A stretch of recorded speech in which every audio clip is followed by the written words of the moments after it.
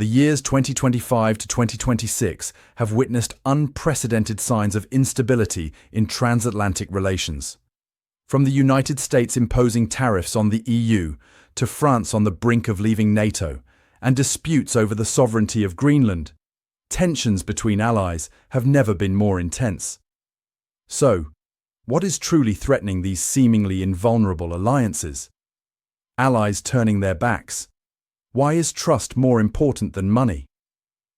In the world of international politics, when trust is eroded, alliances collapse immediately, even if countries have trillions of dollars or lucrative trade agreements. The commitments between allied nations are built not just on material interests, but primarily on trust, an intangible factor that forms the foundation for long-term stability. While money may narrow the gap in cooperation, it is trust that creates sustainability. History has shown a clear truth. Alliances cannot survive without trust, regardless of how many contracts, agreements, or resources are available. Take NATO after World War II as an example.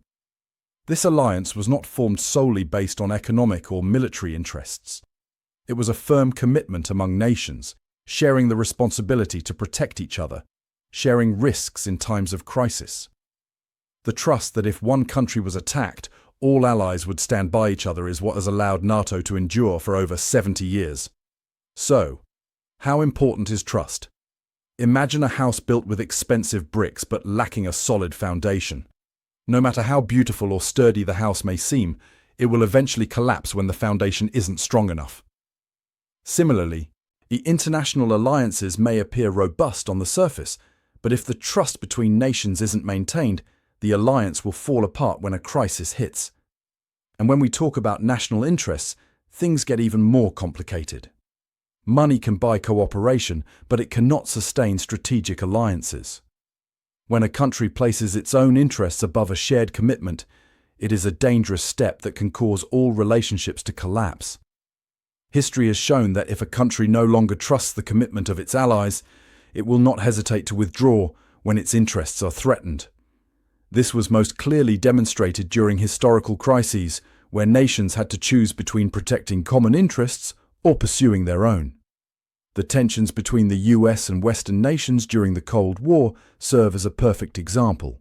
When the Soviet Union threatened Western nations, countries in NATO didn't just join the alliance because of economic or resource interests, but because they trusted in the commitment to protect each other.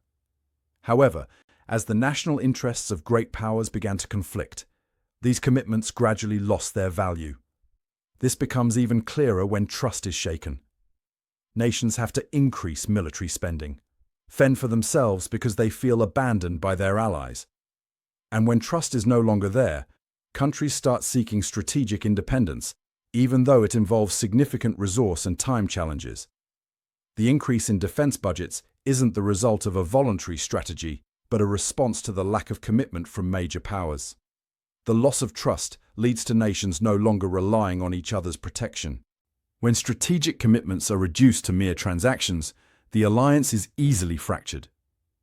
Think of global crises in history, from the Cold War to nuclear crises, where nations stood together not because of economic interests, but because they trusted that the alliance would protect them in the most dangerous moments.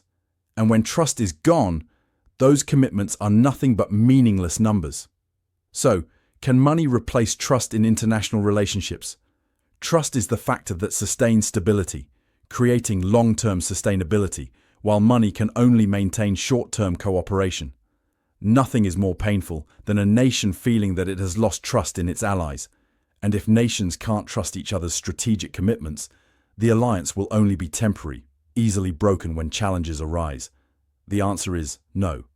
Trust is the only enduring strength, and when trust diminishes, countries must fend for themselves, even if it means paying a much higher price than the short-term benefits they sought. Alliances are only strong when trust remains intact, and when that is broken, nothing can hold it together. History has proven that money can buy cooperation in the short term, but it is trust that is the decisive factor for the sustainability of strategic alliances.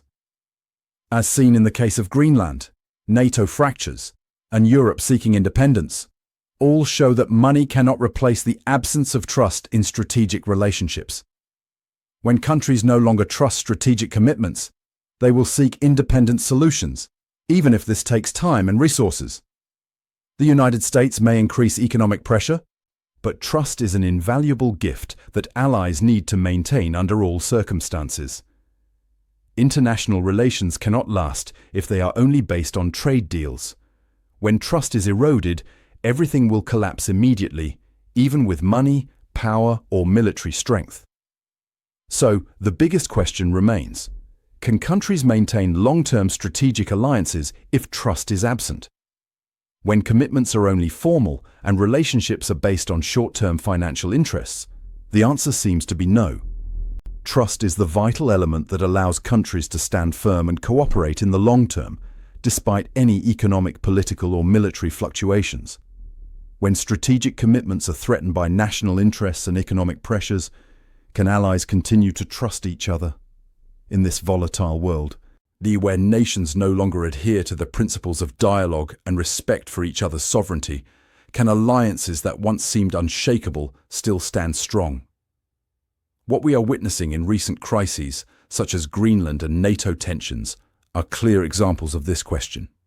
The United States and European allies are engaged in a quiet battle.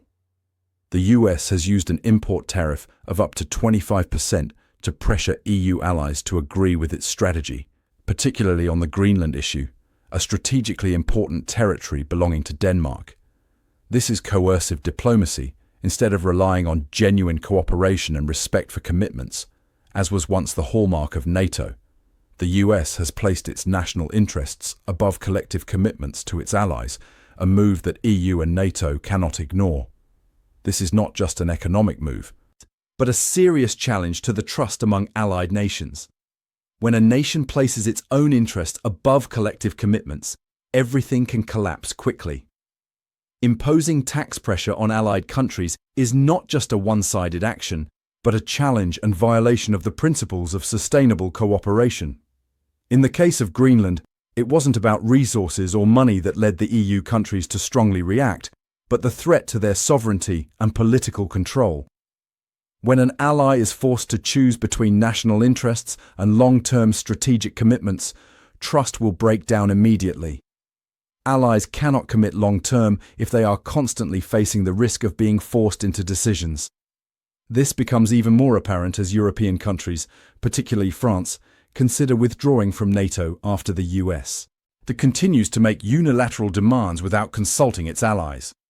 France feels not only abandoned, but also that its national interests have been undermined as the US fails to uphold the strategic commitments NATO once pledged. The Pentagon even has reported plans to reduce US participation in NATO's advisory groups, raising questions about the actual commitment of the US to the alliance. Is the US using NATO as a tool to protect its national interests, rather than working together to confront global challenges? When traditional messages of strategic cooperation are replaced by short-term calculations, the loss of trust in commitments becomes not just an issue for individual member states, but a global threat. When the EU faces US demands on Greenland, it must weigh the decision: defend the common interests of the NATO alliance or pursue trade agreements with the US. And the answer is not difficult to guess. EU nations are beginning to reclaim their strategic autonomy, no longer trusting the US commitment. This not only reflects a loss of trust in political commitments, but also reveals a painful truth. Money can buy short-term cooperation, but only trust can sustain enduring alliances. Thus, when national interests are placed above all, when allies are pressured by unilateral demands, and when trust is replaced by short-term self-interest calculations, it is no surprise that strategic alliances begin to fracture.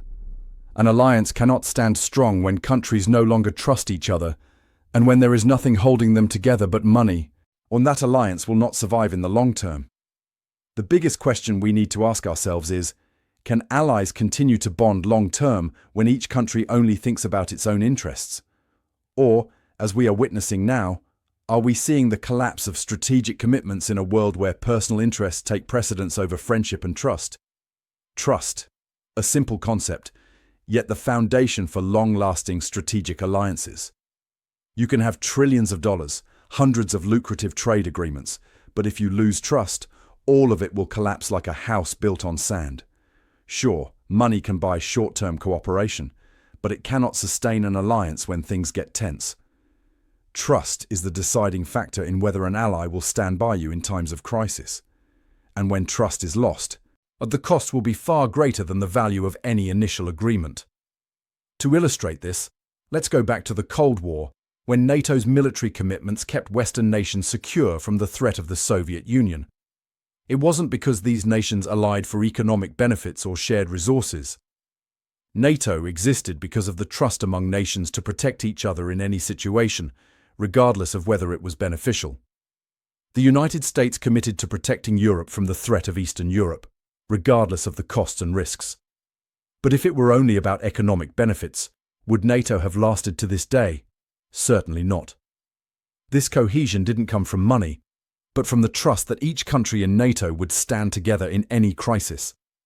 On the contrary, when economic pressure replaces trust, everything can easily fracture. Take a look at the recent disputes between the US and the EU over Greenland. Although both sides had lucrative trade deals, economic interests alone couldn't salvage the erosion of trust between allied nations. The US used tariffs to force European allies to agree to the purchase of Greenland, and immediately the EU responded by postponing trade agreements with the US. Any trade cooperation can be easily cancelled when one side loses trust in the commitments of the other. This proves that money only creates transactional links, but if interests change, those links are easily broken. The indirect cost of losing trust is far greater than the initial price. When trust diminishes, nations must self-finance what was once protected by their allies, take care of their own security, and increase military spending. For example, in 2025, when the US began reducing its military support for NATO countries, these nations had no choice but to increase defense spending to protect themselves. Defense costs in countries like Germany, France, and Eastern Europe surged because they no longer trusted the US's military commitments. This increases the indirect costs for countries and easily pushes former allies to take unilateral actions, losing the unity once seen in international relations. But in major crises, trust is what maintains stability between allies.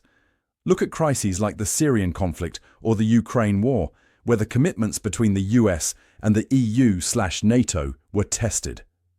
When the Ukraine crisis erupted, the US and the EU stood firm together, not because of economic interests, but because of the trust that if one country was attacked, they all had to defend each other. A strategic commitment from NATO prevented nations from withdrawing when facing these challenges. But when an alliance is based only on economic interests, it will easily be eroded when those interests no longer seem appealing. We cannot deny that money plays a significant role in international decisions. However, money can only maintain short-term cooperation, but trust is the factor that keeps alliances strong in times of crisis. That is why, when commitments are not respected, when trust between allies is eroded, the indirect costs will only grow higher. Countries like France and Germany have come to realize that, even with large investments in military spending or enhanced trade agreements with the US, without trust, everything will collapse in an instant. Trust is an invaluable asset, and nothing can replace trust in long-term strategic relationships. So, can we maintain strong and sustainable alliances when trust is eroded and short-term interests always dominate? When countries no longer stand firm on the foundation of trust, can strategic agreements last, or will they soon break apart, like alliances that once seemed unbreakable? Can money replace trust, or will we have to pay a much higher price in the future?